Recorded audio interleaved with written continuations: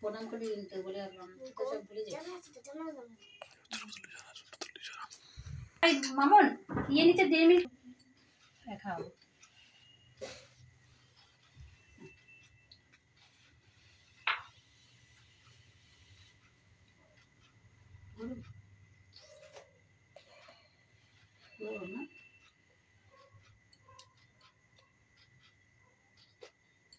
না खुदे खावा जे खावा है पूरा बोलो